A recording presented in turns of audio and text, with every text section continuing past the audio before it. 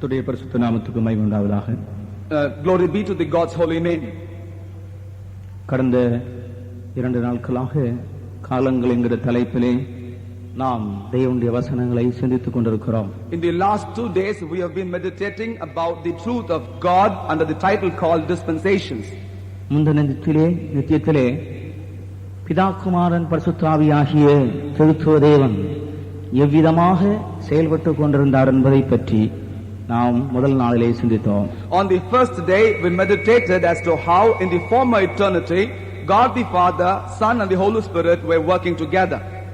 இரண்டாவது நாளிலே தூதர்களின் காலத்தை குறித்தும் பாவமறியாமையின் காலத்தை குறித்தும் மனசாட்சியின் காலத்தை குறித்தும் நியாயப்பிரமாண காலத்தை குறித்தும் சிந்தித்தோம். On the second day we meditated about the dispensation of angels, dispensation of innocence, dispensation of conscience and the dispensation of law. ஆண்டவருக்கு ஸ்தோத்திரம். Praise be to God. இன்றைக்கு உங்கள் நடுவிலே இடைக்காலத்தை குறித்தும் கிருபையின் காலத்தை குறித்தும் தேவனுடைய சத்தியங்களை உங்களோடு கூட பகிர்ந்து கொள்ள விரும்புகிறேன். Today I intend to share with you truths concerning the interim period or the period of transition and the period of grace as well. கர்த்தருக்கு ஸ்தோத்திரம். Praise be to God. மோசே முதற்கொண்டு யோவான் ஸ்நாபகன் வரையிலும் உள்ள காலத்திற்குத்தான் நியாயப்பிரமாண காலம். Beginning from Moses until the days in which John the Baptist had existed, this period is called as the dispensation of law. யோவான் ஸ்நாபகனும் ஆண்டவராகிய இயேசு கிறிஸ்துவும் சேர்ந்து கிரியேசிதான காலம், அல்லாவிட்டால் பரிசுத்த ஆவியானவர் பூமியிலே ஊற்றப்படுகிறது வரையிலும் உள்ள காலத்திற்கு இடைக்காலம், அல்லாவிட்டால் கிருபையும் நியாயப்பிரமாணமும் கலந்த ஒரு காலம்.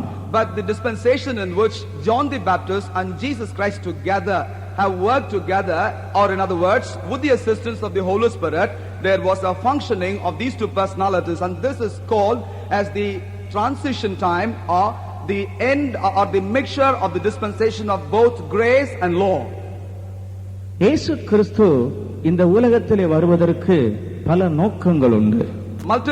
Multiple were the purposes for which the Lord Jesus Christ were to come to this world. விழுந்து போனதான மனிதனை தூக்கி எடுக்க வேண்டும் என்பது ஒரு நோக்கம். First and the foremost reason is that the man who has been fallen down must be lifted up. மனிதன் தன்னுடைய பாவத்திலிருந்து நிவர்த்தி பெறுவதற்கு அவனுக்கு ஒரு பலி அவசியமாயிருக்கிறது. And it was also necessary for this man to be redeemed from this particular sin in which he was living. He was in necessity of a sacrifice. ஒரு பலி இல்லாமல் மனிதன் தேவனிடத்தில் நெருங்க முடியாது. In the absence of a sacrifice, a man cannot come nigh unto God.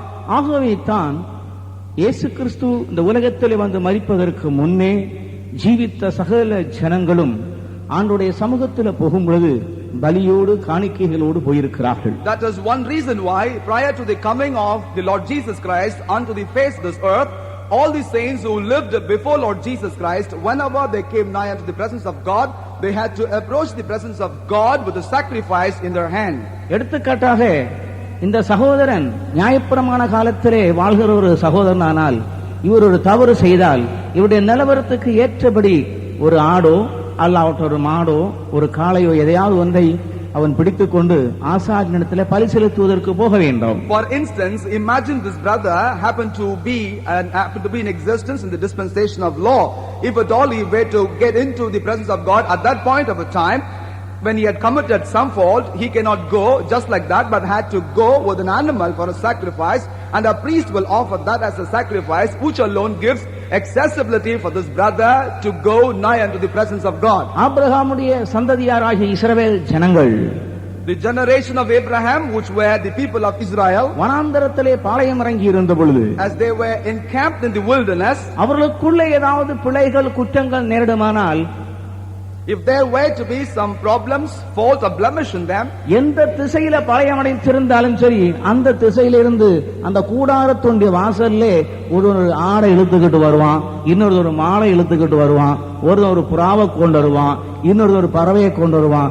வர்றத பார்த்தா தெரியும், ஓ ஆளு குளப்படி போல இருக்கு என்று தெரியும். Whichever direction in which they have already pitched their tents, if they have committed a fault, from that particular direction, as they were coming nigh unto the tabernacle, they will pull an animal. It could be a goat, it could be an ox, it could be a bird, but as they look at that, it would be comprehended that something has been very faulty with them. ஏதாவது ஒரு மிருகத்தை கொண்டு வருவான்னு சொன்னா உடனே நினைச்சா போதும், ஆளு குளப்படி எங்கே அகப்பட்டிருக்கிறான் போல இருக்கு, ஆகையினால்தான் இப்ப பலி மிருகத்தோடு வருகிறான் என்று. Therefore, whenever a person is seen drawing an animal alongside as he coming nigh unto the tabernacle, it can be concluded there has been some fault with him. That is the reason why he is pulling that animal as a sacrifice along with them. மாடுகளோ அல்லாட்ட பறையோன்னா பரவாயில்ல, ஒரு வெள்ளாட பிடிச்சிட்டு வருவான்னு சொன்னா பெரிய கலாட்டாவா இருக்கும். It is somehow okay with a cow or with a bird, but if he happens to pull along a goat, then it indicates that there has been some serious problem with a particular person. என்னன்னு கேட்டா, அந்த வெள்ளாடு என்ன பண்ணும், ரெண்டு கால முன்னால ஊனிக்கிட்டு ரெண்டு கால பின்னால எழுதுக்கிட்டு மாட் அப்படியே நிக்கும். Because the goat will never go along with this person, because it will resist by putting across firmly its forelimbs, and it will also resist with the use of its hindlimbs, and it will resist to go along with that person. அப்ப அந்த மாடு சத்தம் போடுற நேரத்துல எல்லா கூடாரத்துல இருந்தும் ஆட்கள் எழும்பி வந்து, ஓஹோ ஓ லாமேக்கா லாமேக்கா என்ன பாச்சு என்ன குழப்பம் செஞ்சேன்னு கேட்பாங்க. At such time, when this goat would cry in the loud voice, all the people who would otherwise stay back in the tents will come out, look at the scene that is going on, then they will begin to inquire, Brother Lamech, what has happened? What has happened to you? What is the problem with you? மனிதன் தன்னுடைய பாவ நிவர்த்திக்காக விலங்காளை, வெள்ளாட்டுக்கடா, இப்படிப்பட்டதான மிருகங்களை பலி செலுத்தி தனக்கு ஒரு சாந்தியை, அப்போதைக்கு ஒரு விடுதலையை பெற்றுக் கொண்டு வந்தான். For the abolishment or the purging away of sin of man normally was offering as a sacrifice an ox or a goat unto God time to time. இந்த சந்தர்ப்பத்தை குமாரன் பார்த்துக் கொண்டே இருக்கிறார். Son was considering all these instances that were happening. அவர் பிதாவுடைய மனதை நோக்கி பார்த்தார். He also beheld at the mind of God the Father. அந்த பிதாவை நோக்கி பார்த்துக்கொண்டு குமாரன் சொல்லுகிறார், Looking unto God the Father, say at the Son, பலியையும் காணிக்கை நீர் விரும்புகிறது இல்லையே, Thou wantest not offering and a sacrifice. 40ஆம் சங்கீதம் 6ஆம் வசனத்திலேயும் எபிரேயர் 10ஆம் அதிகாரத்துடைய 5 முதல் 7ஆம் வசனங்கள் வரை படிக்கும் பொழுது இந்த சத்தியத்தை நமக்கு விளங்கிக் கொள்ளலாம். Psalms 46 and book of Hebrews chapter 10 verses 11 onwards we can also understand this 5ஆம் truth. அதிகாரத்துடைய 10ஆம் அதிகாரத்துடைய 5 இருந்து 7ஆம் வசனம் முடிய Hebrews chapter 10 verses beginning from 5 through 7. இந்த ரெண்டு இடத்திலேயும் ஆண்டவராக இயேசு கிறிஸ்து தம்முடைய பிதாவோடு இந்த பலியையும் காணிக்கையும் பற்றி பேசுகிறதை பற்றி சொல்லப்பட்டிருக்கிறது. In both these places we can notice that the Son was speaking about the sacrifice and an offering with God the Father. ஏன் பலியையும் காணிக்கையும் பிதாவானவர் அங்கீகரிக்கவில்லை, அதிலே அவர் பிரியப்படவில்லை? Why is it is mentioned here that God wants not, or he is not pleased with offerings and sacrifice? எந்த ஒரு பலியானாலும் சரி, அது ஆண்டவருக்கு செலுத்தப்படும் பொழுது அது மனப்பூர்வமாய் செலுத்தப்பட வேண்டும். Because whatever may be the sacrifice that is offered unto God, that must be a free will offering. அந்த பலி பொருள் தானாக வர வேண்டும். That particular sacrifice or an object of sacrifice must come spontaneously. ஆனால் நியாயப்பிரமாணத்திலே செலுத்தப்பட்ட பலிகள் ஒன்றும் தானாக வரவில்லை, மனப்பூர்வமாக வரவில்லை. But all the offerings which have been made as sacrifice in the dispensation of law did not come by their own.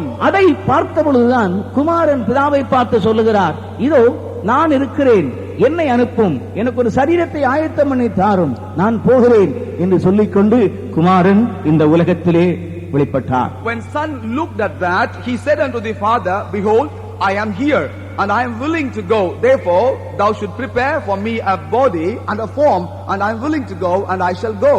அவ்விதமாகவே ஆண்டவராகிய இயேசு கிறிஸ்து மாமிசத்திலே மனுக்குலத்திற்காக இந்த உலகத்திலே உலகத்தின் பாவத்தை சுமந்து தீர்க்கிற தேவாட்டுக்குட்டியாக அவர் வெளிப்பட்டார். It is in that very manner Lord Jesus Christ appeared in the form of a man to this world in order to take away the sins of this world. அவர் ஒரே தரம் பலியிடப்பட்டதனாலே இனி ஒரு பலி அவசியமில்லை.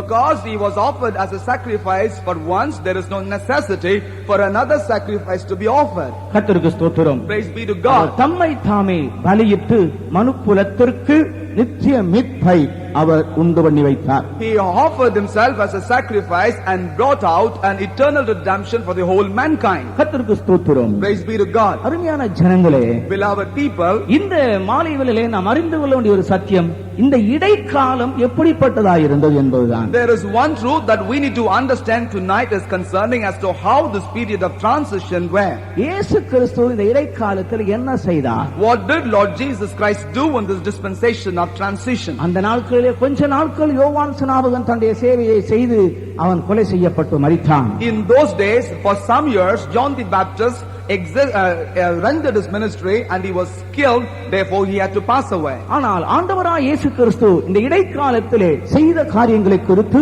நான் சில காரியங்கள் உங்களோடு கூட சம்பாஷிக்க விரும்புகிறேன். But I want to converse certain things with you as to what did Lord Jesus Christ do in this interim period or the period of transition. கர்த்தருக்கு ஸ்தோத்திரம். Praise be to God. அதாவது ஆண்டவராய் இயேசு கிறிஸ்து சரீரத்திலே இந்த உலகத்தில் வெளிப்பட்டு நன்மை செய்கிறவராகவும் பிசாசின் வல்லமையில் அகப்பட்ட யாவரையும் விடுதலை ஆக்குகிறவராகவும் சுற்றித் திரிந்தார். That means it is mentioned that the Lord Jesus Christ came in the form of a man to this world and he moved about as the one who would be doing good works and casting away all demons and delivering people out of those clutches. வேளை வந்த பொழுது அவர் சிலுவையை சந்திக்க புறப்பட்டு சென்றார். And also when the appointed time had come, he proceeded forward in order to meet the cross. இதற்காகவே இந்த வேளைக்குள் வந்தேன் என்று அவர் சொன்னார். It is only for that matter, said Jesus, that my time had come and I have come into that. மரணத்துக்கு தம்மை மனப்பூர்வமாக சம்மதித்து ஒப்பு கொடுத்தார்.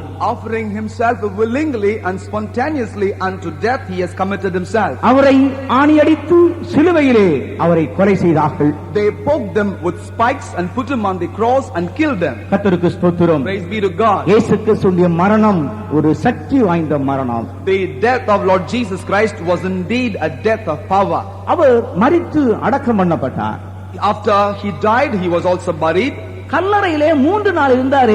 அப்போது என்ன செய்தார்? அதான் இப்போ நான் உங்களுக்கு சொல்ல போறேன். What I want to explain to you at this point of a time is when he was in the sepulchre or tomb for 3 days, what did he do? மற்றவற்றை எல்லாம் சொல்வதற்கு நமக்கு நேரம் போதாது. I do not have time to explain all other things to you. இந்த கல்லறையிலே இயேசு 3 நாட்கள் இருந்தபொழுது செய்த காரியங்கள் நீங்கள் அறிந்து கொள்ள வேண்டும். You need to understand very clearly the works that the Lord Jesus did as he was in the sepulchre for 3 days. சிலர் சொல்லுகிறார்கள், சிலர் கேள்வியாக கேட்கிறார்கள், உங்க இயேசு 3 நாள் என்னையா பண்ணாருன்னு கேட்கிறாங்க. Some people used to ask in a form of a question as to what did your Lord Jesus do when he was in the sepulchre for 3 days? அவர் தூங்கிட்டு இருந்தாராங்க. Was he sleeping in that place? 3 நாள் நிம்மதியா தூங்கினாரா? Probably. Did he sleep for 3 days in great rest? கர்த்தருக்கு ஸ்தோத்திரம். Praise be to God. அருமையான தேவஜனங்களே, Beloved people of God, அதாவது இயேசு கிறிஸ்துவின் சிலுவையின் மரணமானது இயேசு கிறிஸ்துவுக்கு முன்னே வாழ்ந்த மனிதனுடைய பாவங்களுக்கும் இயேசு கிறிஸ்துவின் மரணத்துக்கு பின்பு உள்ள மக்களுடைய பாவத்திற்கும் பரிகாரமாய் இருந்தது. The death of Lord Jesus Christ, which he suffered on the cross of Calvary, is enough an atonement for all the sins which people committed prior to the death of Lord Jesus Christ and for the sins which people would commit after the death of Lord Jesus Christ. நீங்கள் அந்த சார்ட்ல பார்த்தால், as you look at the chart up there, அங்கே ஒரு பரதீசுங்கிற இடத்தை காண்கிறோம். ஆபிரகாமுடைய மடி. There we see a place called Paradise, which is also called as the bosom of Abraham. ஆபிரகாமுடைய மடியிலே லாசருவையும் நாம் காண்கிறோம். We can also see Lazarus on the bosom of Abraham. இன்னொரு விசேஷமான ஒரு அண்ணாச்சி கீழே படுத்திருக்கிறார். We also see a very special brother lying low down there. பூமியில் இருந்தபோது அவருக்கு மேலே பார்க்க நேரம் இல்லை. இப்ப முழுவதும் மேலேயே தான் பார்த்துக்கிட்டு இருக்கிறார். All the days of his existence on the planet Earth, he did not have the time to look at up. Now he's looking at high. அவர் ஆபிரகாம் பிதாவை பார்த்து சொல்கிறார், தகப்பனே இந்த அக்கினியிலே வேதனைப்படுகிறேனே என்று சொல்கிறார். Now he is looking unto Abraham who is seated upon high and say, "Oh Father, I am being tormented in this fire." லூக்கா எழுதின சுவிசேஷம் 16ஆம் அதிகாரத்திலே நாம் அந்த சத்தியத்தை படிக்கிறோம். We can read about that truth in the gospel according to Luke chapter 16. கர்த்தருக்கு ஸ்தோத்திரம். Praise be to God. அந்த 16ஆம் அதிகாரத்திலே நாம் வரும்பொழுது, when we come to chapter 16, ஆண்டவராகிய இயேசு கிறிஸ்து அந்த சத்தியத்தை சொல்கிறார். Lord Jesus Christ himself narrates this truth. 19ஆம் வசனத்திலே இருந்து நாம் 26ஆம் வசனம் 26 27 முடிய நாம் அதை படிக்கிறோம். Beginning from verse 19 until verses 26 and 27, we can read about that. கர்த்தருக்கு ஸ்தோத்திரம். Praise be to God. அங்க என்ன சொல்லப்பட்டிருக்கிறது? What is mentioned there? இந்த ஐஸ்வர்யவான் வேதனைப்படுகிற ஸ்தலத்திலே இருந்து கூப்பிடுகிறான் ஆபிரகாமை நோக்கி. From the place where this particular rich man is tormented, looking unto Abraham, he crieth. அந்த ஆபிரகாம் அந்த லாசருவை கொஞ்சம் அனுப்பிட்டாங்க. His cry is that, send that Lazarus a moment unto me. ரொம்ப தாகமா இருக்குது. For I am of a deep thirst. தண்ணி taste பார்த்தே ரொம்ப காலம் ஆயிப்போச்சு. It is many years hence I've tasted a last drop of water. சூடும் தாங்க முடியல, தாகமும் தாங்க முடியல. Both the heat and the thirst is unbearable unto me. நிறைய ஒண்ணு வேண்டாம், பாட்டிலா வேண்டாம், செம்பு செம்பா வேண்டாம், ஒரு சொட்டு தண்ணி. Not much I want. I do not want bottles full of water, not also vessels full of water, but only a drop of water is enough to me. மிராண்டாவும் வேண்டாம், கோகோகோலாவும் வேண்டாம், பெப்சியும் வேண்டாங்க, ஒரு சொட்டு தண்ணி. Neither Mirinda nor Coca-Cola nor Pepsi, but only a drop of water is enough to me. வேற ஒண்ணும் கேட்க வழி இல்ல. அயல் நாட்டு மதுவும் கிடைக்கவே செய்யாது, உள்நாட்டு மதுவும் கிடைக்காது, அயல் நாட்டு மதுவும் கிடைக்காது. I cannot ask anything, neither can I ask for the foreign made liquor nor the local made liquor. பூமியிலே நிறைய குடிச்சேன் ஐயா, ஆனா இப்ப ஒரு சொட்டு தண்ணிக்கு ரொம்ப அவசியமா இருக்கு. ஒரு சொட்டு தண்ணி. I drank immensely on the earth, but now I do not have a way out. Therefore, just give me a drop of water. கர்த்தருக்கு ஸ்தோத்திரம். Praise be to God. அருமையான தேவ ஜனங்களே, Beloved people of God, நீங்கள் சத்தியத்தை விளங்கிக் கொள்ள வேண்டும். you must understand the truth. ஆபிரகாமிடத்திலே இருந்து வரும் பதில் யான் என்ன? What was the answer or the response that came from Abraham? மகனே, நீ பூமியில் இருந்த பொழுது சுகமாக வாழ்ந்தாய். Oh my son, when you were on the earth, you enjoyed and you were living in luxury. இவனோ பாடுபட்டான், வேதனைப்பட்டான். But this man on the other suffered immensely. இப்பொழுது இவன் தேற்றப்படுகிறான், நீ வேதனைப்படுகிறாய். But now he is comforted here, but you are grieved. இங்கே இருந்து இப்ப இவனை அனுப்ப முடியாது. From here it is impossible for me to send him nigh unto you. ஏண்டா உனக்கும் எங்களுக்கு மத்தியில் ஒரு பெரிய பிளர்ப்பு உண்டாயிருக்கிறது. Because there is a great gulf between you and us. ஆகவே இங்க இருந்து ஒரு ஆளை அனுப்ப முடியாது. Therefore it is impossible for a person to go from here to you.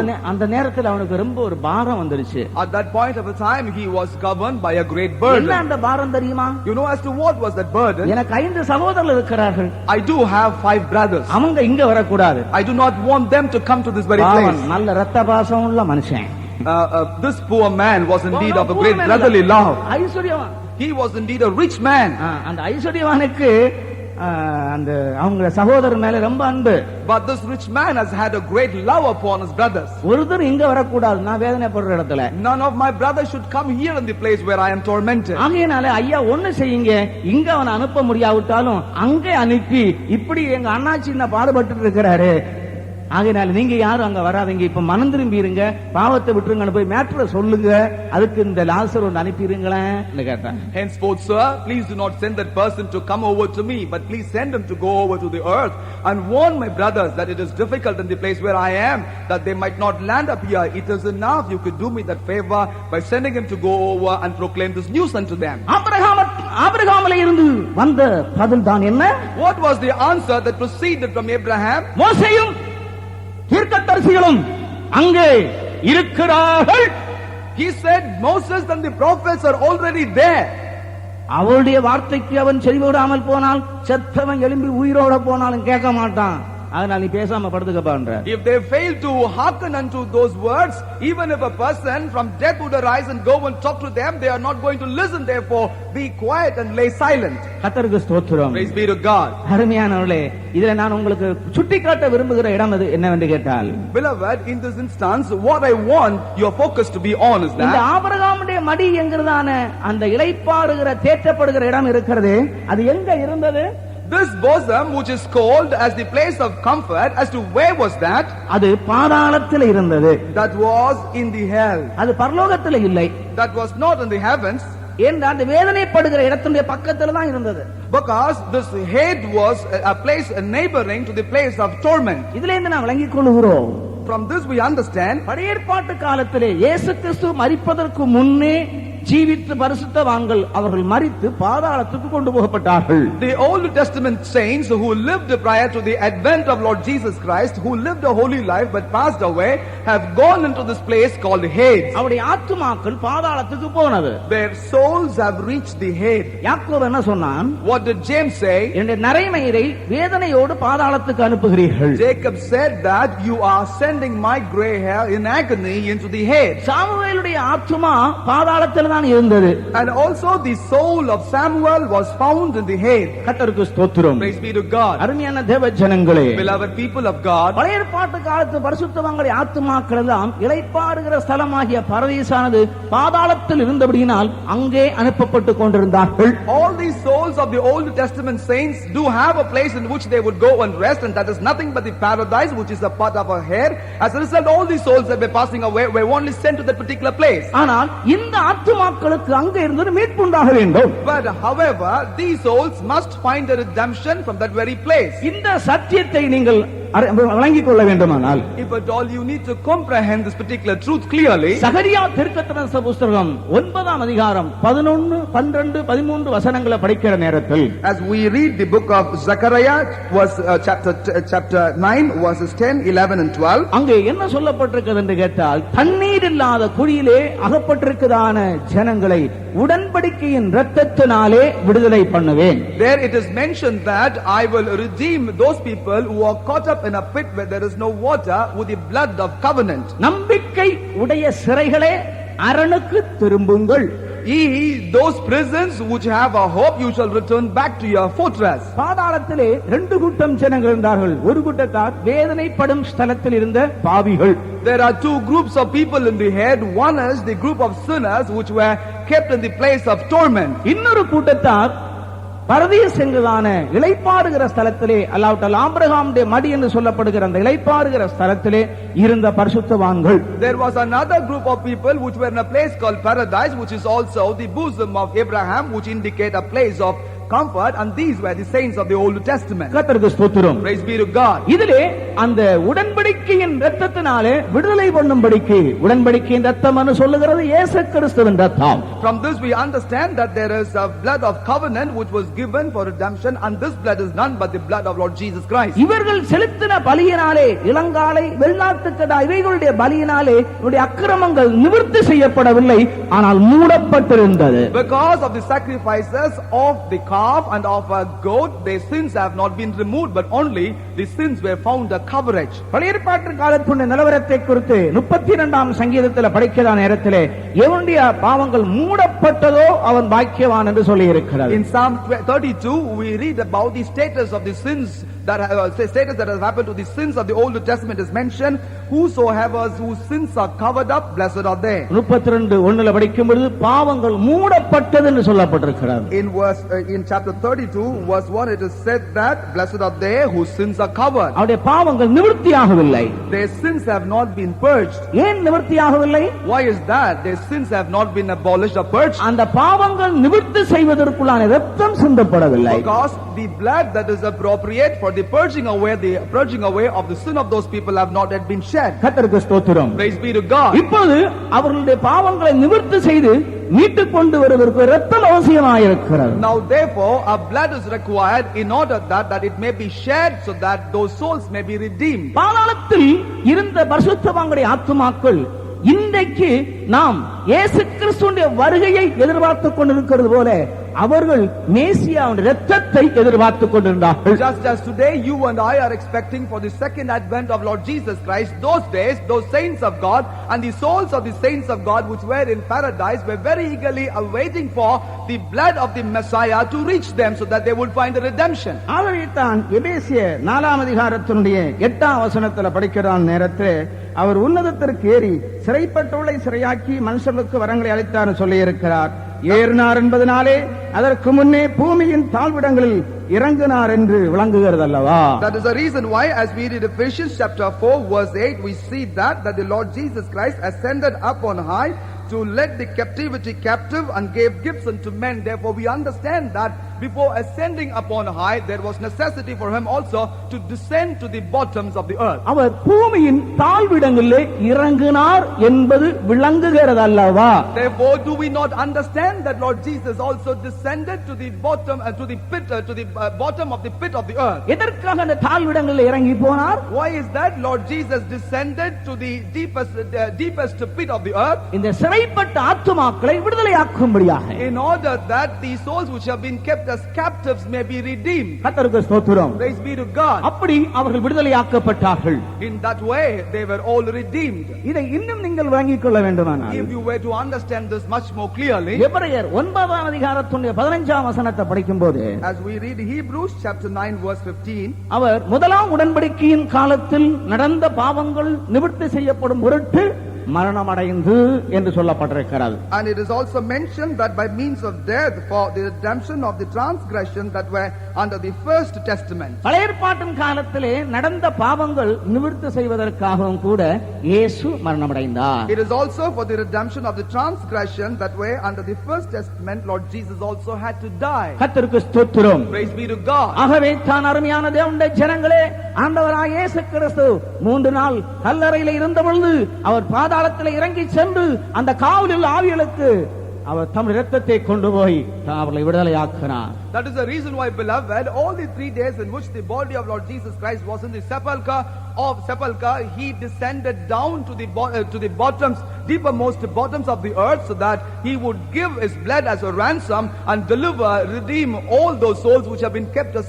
captives under the pit. இயேசு கிறிஸ்து உடன்படிக்கையின் இரத்தத்தோடு அந்த பாதாளத்தில் இறங்கி சென்ற பொழுது பழைய ஏற்பாட்டு காலத்து பரிசுத்தவான்கள் ஆத்துமாக்கள் எல்லாம் எழும்பி நின்று மேசியாவே வாழ்க என்று சொல்லியிருப்பார். As Lord Jesus Christ with this blood entered into the paradise where the souls of the Old Testament saints have been, when they looked at Lord Jesus Christ descending, they all would have stood up in awe and cried unto Jesus, stating that, "O ye Messiah, you shall be hailed." இயேசு கிறிஸ்து இந்த இரத்தத்தை பாதாளத்துக்கு கொண்டு போகும்போது என்ன வார்த்தையோடு கூட போகிறார்? With what word Lord Jesus entered as he was taking this blood with him into the paradise? நம்பிக்கையுடைய சிறைகளே, அரணுக்கு திரும்புங்கள். O ye prisons of hope, return to fortress.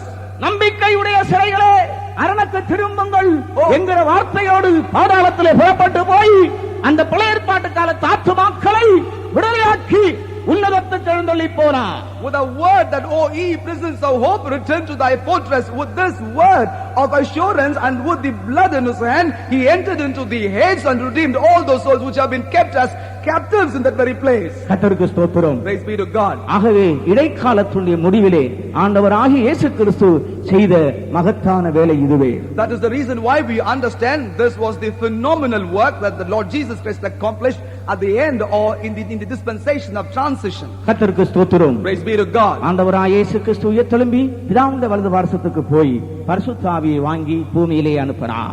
After the resurrection of Lord Jesus Christ, he ascended into the place where the God the Father is, received the Holy Spirit from him, and he sent the Holy Spirit unto the world. பிதாவுடைய வலது பார்சத்தில் அவர் எடுத்துக்கொள்ளப்பட்ட பொழுது அங்கே சீயோனிலே ஒரு வெளியேறப்பட்ட மூலைக்கல்லாக, அஸ்திவார கல்லாக, பிதாவாகிய தேவனாலே சபைக்கு தலைக்கல்லாக அவர் போடப்பட்டார். As he was taken into the right hand side of God the Father, he was established there as a precious stone of Zion, and he was also established there as a precious chief cornerstone of the church. இயேசு கிறிஸ்து பிதாவுடைய வலது பார்சத்தில் எப்படிப்பட்ட ஒரு கல்லாக இருக்கிறார் என்பதை பற்றி இப்பொழுது 10 காரியங்கள் நான் உங்களுக்கு முன்னாக வைக்க விரும்புகிறேன். Now I want to place before you 10 important things as to what is the status of Lord Jesus Christ, who has been kept as a precious stone of Zion on the right hand side of God the Father. கிறிஸ்து உயிர்த்தெழும்புவதற்கு முன்னே சபை இந்த பூமியிலே இல்லை. Prior to the resurrection of Lord Jesus Christ, the church did not exist on this world. கிறிஸ்து மரித்து அடக்கம் பண்ணப்பட்டு பிதாவுடைய வலது பார்சத்துக்கு சென்று பரிசுத்த ஆவியை பூமியிலே அனுப்பி தான் சபையை பூமியிலே உருவாக்கினார். Lord Jesus Christ, after him being died and being kept in the sepulchre for 3 days, resurrected, went unto the presence of God and seated on the right hand side of God the Father, sent the Holy Spirit, and thus he planted the church on this earth. சபையுடைய ஸ்டாண்டர்டை ஒரு மனுஷன் விளங்கிக் கொள்ள வேண்டுமானால் கிறிஸ்துவுடைய ஸ்டாண்டர்டை விளங்கிக் கொள்ள வேண்டும். If at all a person need to comprehend the standard that is given for a church, one must first comprehend the standard that is given to the given to Christ. 3 இடங்களிலே இந்த இயேசு கிறிஸ்து எப்படிப்பட்ட கல் என்பதை பற்றி சொல்லி இருக்கிறார். On 3 places in the scripture it is mentioned as to what kind of a stone is Christ Jesus. முதலாவது ஏசாயா தீர்க்கதரிசன புத்தகம் 28வது அதிகாரத்திலே அங்கே 4 விதமான பெயர்கள் இந்த கல்லுக்கு கொடுக்கப்படுகிறது. First and the foremost, when we come to the prophetic book of Isaiah chapter 28, there are 4 different names are given to the stone. 28ஆம் அதிகாரம் 16ஆம் வசனத்தில் படிக்கும் பொழுது கர்த்தராகிய ஆண்டவர் உரைக்கிறதாவது இதோ அஸ்திபாரமாக ஒரு கல்லை நான் சீயோனிலே வைக்கிறேன். In verse 16 it is mentioned, therefore thus saith Lord God, behold I lay in Zion for a foundation a stone. அது பரீட்சிக்கப்பட்டது, a tried stone, அது விலையேறப்பட்டது, a precious cornerstone, திட அஸ்திபாரம் உள்ளதான மூலைக்கல். and it is also a cornerstone which is having a sure foundation. கர்த்தருக்கு ஸ்தோத்திரம். Praise be to God. முதலாவது இயேசு கிறிஸ்து மூலைக்கல்லாக சீயோனில் வைக்கப்பட்டார். First and the foremost, Lord Jesus Christ has been laid down as a chief cornerstone in Zion. கர்த்தருக்கு ஒரு கட்டடமாகவோ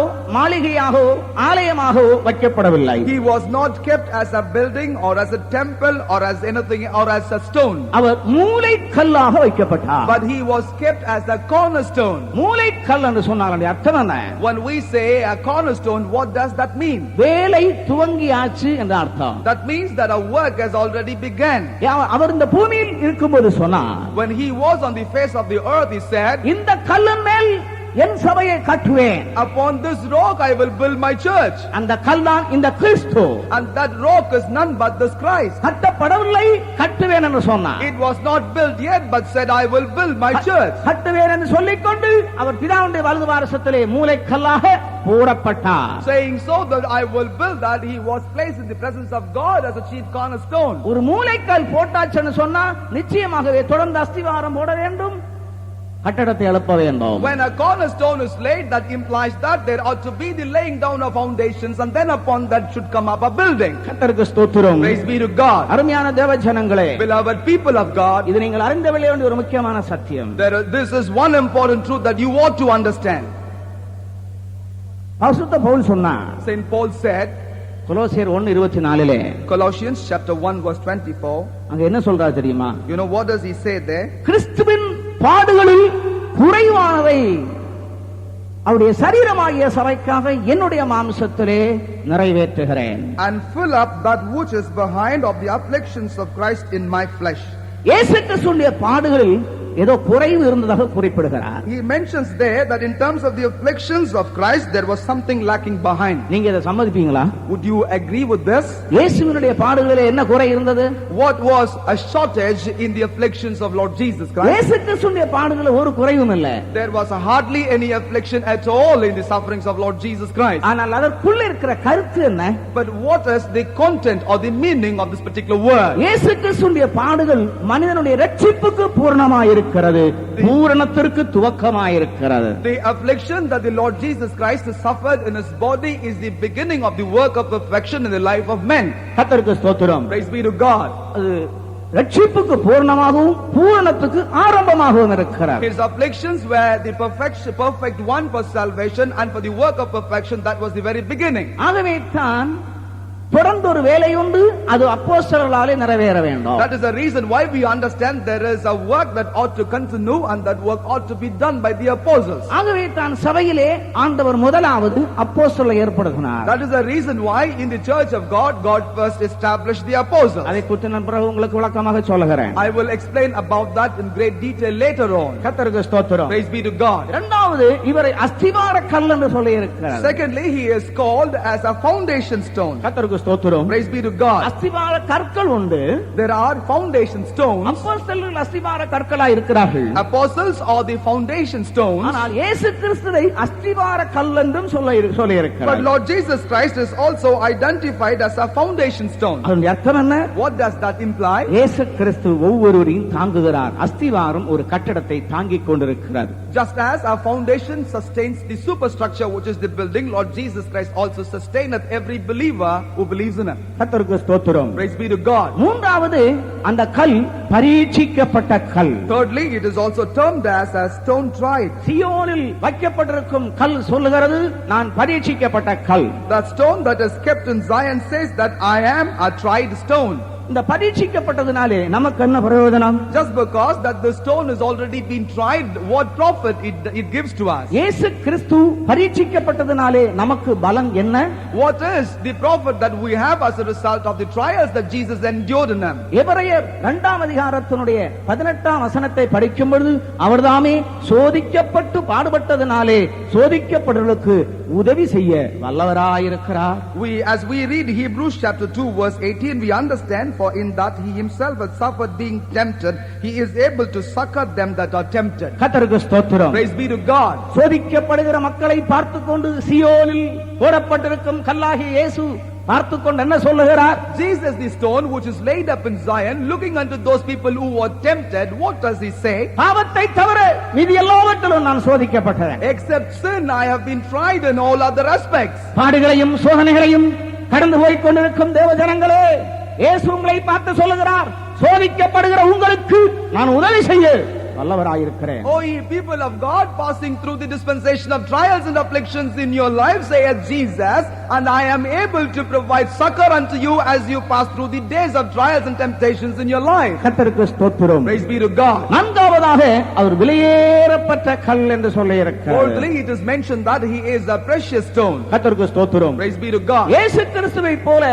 விலையேறப்பட்டவர்கள் ஒருவரும் இல்லை. There is none so precious like Lord Jesus Christ. எப்படி விலையேறப்பட்டவராய் மாறினார்? How did he ever become like a precious stone? பரீட்சிக்கப்பட்டபடியினாலே விலையேறப்பட்டவராய் மாறினார். It was only by means of trials, and he was tried, he had become very precious. இன்றைக்குள்ளான மக்களுடைய நிலவரம் என்னன்னு கேட்டா எல்லாம் நன்றா இருக்கணும், கஷ்டமே வரக்கூடாது. If you were to inquire the desires of people today, they would say everything must go well and they should not have any trial or difficulty at all in their life. எல்லாத்துலயும் top லெவல்ல இருக்கணும், ஆனா ஒரு கஷ்டமும் வரக்கூடாது. In everything they need to be on top, but they should not be afflicted at all in their life. நீ exam எழுதாம நீ யாரென்று உன்னுடைய ஸ்டாண்டர்ட் என்னன்னு விளங்கிக் கொள்ள முடியுமா? In the absence of appearing before an examination, where is a possibility for you to prove yourself as to who you are? உனக்கு மார்க் வாங்க முடியுமா? Can you ever acquire marks for yourself? சிலர் சொல்லுகிறார்கள் கிறிஸ்தவ ஜீவியம்னா கொஞ்சம் கஷ்டமான ஜீவியம், அது டிபிஎம்ல போனா ரொம்ப உபத்திரவம் ஜாஸ்திங்கிறாங்க. Some people say already the life of Christianity is rather difficult. It is much more difficult if a person entereth into TPM. கர்த்தருக்கு ஸ்தோத்திரம். Praise be to God. உபத்திரவம் ஜாஸ்தியா இருந்தா மார்க்கெட் ஜாஸ்தியா நுழைஞ்சிடுங்க. If you have too much of tribulations, it is sure that you will also fetch too many marks. பரீட்சைகளுக்குள்ளே பாடுகளுக்குள்ளே தேவனுடைய ஜனங்கள் போக போக அவர்கள் விலையேறப்பட்டவர்களாய் சியோனுக்கும் புதிய எருசலேமுக்கும் தகுதியுள்ளவர்களாய் மாற்றப்படுகிறார்கள். As the people of God enter into trials and temptations, the more they enter into these factors, they will become more precious in the presence of God. கர்த்தருக்கு ஸ்தோத்திரம். Praise be to God. அடுத்தபடியாக நீங்கள் பேதுரு அப்போஸ்தலன் எழுதின நிருபத்தில் வரும் பொழுது, when you come to subsequently the epistle written by Apostle Peter, முதலாம் பேதுரு 2வது அதிகாரத்திலே இயேசு கிறிஸ்துவை 3 விதமான அனுபவங்களுக்கு ஒப்பிட்டு பேதுரு சொல்கிறார். when you come to 1 Peter chapter 2 verse 2, there are about 3 aspects refer to Lord Jesus Christ. கர்த்தருக்கு ஸ்தோத்திரம். Praise be to God. 4வது வசனத்திலே in verse 4, அவர் மனுஷராலே தெரிந்து கொள்ளப்பட்டதான மனுஷராலே தள்ளப்பட்டவர், and he was disallowed indeed of men. எப்படிப்பட்ட கல் அது? What kind of a stone was that? மனுஷராலே தள்ளப்பட்ட கல். That was a stone disallowed by men. ஆகாதென்று யூதர்களாலே தள்ளப்பட்டார். He was considered, or he was disallowed by the Jews as the one that would not fit. கிறிஸ்து தமக்கு சொந்தமானதிலே வந்தார், சொந்தமானவர்களோ அவரை வேண்டாம் என்று தள்ளிவிட்டார்கள். Jesus Christ came unto his own, but his own did not accept him but rejected him. கர்த்தருக்கு ஸ்தோத்திரம். Praise be to God. ஆண்டவராகிய இயேசு கிறிஸ்து சொன்னார், Lord Jesus Christ said, இந்த உலகம் உங்களை பகைக்கும், this world will envy you. உங்களுடைய வீட்டாரே உங்களுடைய சத்துருக்கள், your household or your enemies. கர்த்தருக்கு மகிமை உண்டாகட்டும். To God be glory. உண்மையாய் நீதியாய் நடக்க விரும்புகிறவர்கள் யாவரும் துன்பப்படுவார்கள். And all those people who want to walk in uprightness and in righteousness will be persecuted. உலகம் உங்களை வேண்டாம் என்று தள்ளும். This world will hate you, saying you are not required for that. சமீபத்தில் ஒரு அரசியல்வாதி சொன்னாரா, இந்த கிறிஸ்தவர்களை எல்லாரையும் இத்தாலிக்கு அனுப்பிடணும். Very recently it seems a particular politician said that all these Christians must be transported to Italy. கர்த்தருக்கு ஸ்தோத்திரம். Praise be to God. நாங்க இத்தாலிக்கு போற வேண்டியவங்க அல்ல. We are not the people called to go to Italy. இந்த உலகம் விரட்டுவதற்கு முன்னதாக சீக்கிரத்தில் எங்களுக்கு சிக்னல் கிடைக்க போகிறது, நாங்கள் போக போகிறோம். Much before this world would chase us out, we will receive our signal and we will fly away. நாங்கள் போக போகிறோம். We will fly away. கர்த்தருக்கு ஸ்தோத்திரம். Praise be to God. இயேசு சீக்கிரம் வர போகிறார். Oh, Jesus comes soon. நாங்கள் இத்தாலிக்கு போகும்படியாகவோ அமெரிக்கா போகும்படியாகவோ அல்ல. We are not called to go either to Italy or to America. கொஞ்சம் பொறுமையா இருங்க, நாங்க சீக்கிரம் இடத்தை காலி பண்ணிடுவோம். Just wait a little while. Very soon we will vacate our premises. கர்த்தருக்கு ஸ்தோத்திரம். Praise be to God. ஏன்னு கேட்டா, Why? அதாவது வேதாகமத்திலே தேவனுடைய ஜனங்களை இந்த பூமியிலே ரெண்டு காரியங்களுக்கு ஒப்பிடப்பட்டு வேதம் சொல்லுகிறது. The Bible compares the man in this world for two things. இயேசு சொன்னார், Lord Jesus said, ஓநாய்களுக்குள் ஆடுகளை அனுப்புகிறது போல நான் உங்களை அனுப்புகிறேன். just as I send the sheep in the midst of the wolves, so I send thee into the world. முள்ளுகளுக்குள்ளே lily புஷ்பம் எப்படி இருக்கிறதோ அப்படியே எனக்கு பிரியமானவளும் இருக்கிறாள். Just as the lily is in the midst of thorns, so is the one who is beloved unto me is in this world. இப்போ ஓநாய்களுக்குள்ள ஆட்டுக்குட்டி எல்லாம் மாத்தியாச்சுன்னா எல்லாம் என்னவாய் மாறும்? Just imagine if we take away or separate all the sheep from the midst of the wolf, and then what must remain? எல்லாமே ஓநாய் கூட்டமாய் மாறும். Then everything would only remain as a group of wolves. இன்றைக்கு எல்லாமே ஓநாய் கூட்டமா மாறிட்டு இருக்காங்க. And today, of course, all of them are becoming like a group of wolves. முள்ளுகளுக்குள்ள இந்த லீலி புஷ்பத்தை பறித்தால் அந்த நிலவரம் என்ன? எல்லாம் முள்ளாய் மாறும். What will happen when the lily is taken out of the thorns, and everything will only remain as thorns? இயேசு சொல்லுகிறார், நான் மனுஷரால் தள்ளப்பட்ட கல். Lord Jesus says that I am a stone which has been disallowed of men. கிறிஸ்தவர்களே, தள்ளப்பட ரெடியா இருக்கிறவங்க ஒரு அல்லேலூயா போடுங்க All பாப்போம். you Christians, if you already say hallelujah. சந்தோஷத்தோடு அல்லேலூயா சொன்னாங்க. சந்தர்ப்பம் வரும்போது தெரியும் கால வாடுறாங்களா என்ன. They, however, now proclaimed hallelujah joyfully. Only when the occasion comes, it shall be proved whether they would go away or not. ஆண்டவருக்கு மகிமை உண்டாவதாக. To God be glory. மனுஷராலே தள்ளப்பட்டது. Disallowed of men. அடுத்தபடியாக பேதுரு அப்போஸ்தலன் சொல்லுகிறார், அது ஒரு பக்கம் இருக்க தேவனாலே தெரிந்து கொள்ளப்பட்டது. Apostle Peter says, when that was on the one side, he says that the same stone was chosen of God. இந்த கல் எப்படிப்பட்ட கல்லுங்க? What kind of a stone is this? மனுஷர்கள் எப்பொழுது வேண்டாம் என்று தள்ளினார்களோ அப்பொழுது இந்த கல் தேவனாலே தெரிந்து கொள்ளப்பட்ட கல்லாய் மாறிற்று. The moment people disallowed this particular stone, at that very moment God chose that to be a very special and a precious stone by God. அருமையான சகோதரனே சகோதரியே, நீ தேவனால் தெரிந்து கொள்ளப்பட்ட நபரானால் இந்த உலகம் உன்னை வேண்டாம் என்று சொல்லி தள்ளும் என்பதை நீ மறந்து போகக்கூடாது. Beloved brother and sister, if at all God has chosen you to be his own precious, it is imperative that this world will never accept you, but it will disallow you as the one unwanted for itself. நீ உண்மையாய் கிறிஸ்துவை ஏற்றுக்கொண்டு சத்தியத்தின்படி வாழும்படியாக உன்னுடைய வாழ்க்கையை அர்ப்பணிக்கும் பொழுது நிச்சயமாகவே உலகம் உன்னை தள்ளும். ஆனால் பரலோகத்தில் ஒரு சத்தம் கேட்கும், நீ என்னால் தெரிந்து கொள்ளப்பட்டவன், உன்னை நான் பிரியமாயிருக்கிறேன். If you commit yourself for the truth and the doctrine of the word of God, and commit yourself to live according to the righteousness and the value of the word of God, this world will forsake you and this world will disallow you, but then you shall hear a word from the heavens that will say that you are my beloved one and I am well pleased in thee. நீ அறிந்த சத்தியத்தின் நிமித்தமாக ஏதாவது ஒரு பாடுகள் உனக்கு வருமானால் உடனே நீ காதுகளை திருப்பி அந்த சீயோன் இருக்கிற மூலைக்கல்லை நோக்கி பார்ப்பாயானால் அவர் சொல்லுவார், நான் உன்னை தெரிந்து கொண்டேன். If peradventure for the sake of the truth that you have known, if you have to encounter any affliction, at that very moment what you ought to do is you have to turn your ears a little bit unto the heavens, and you shall hear this voice proceeding from the stone of Zion, which will say that I have chosen you. இதை விசுவாசிக்கிற தேவ ஜனங்கள் ஒரு அல்லேலூயா சத்தமாய் சொல்லுங்கள். Hallelujah.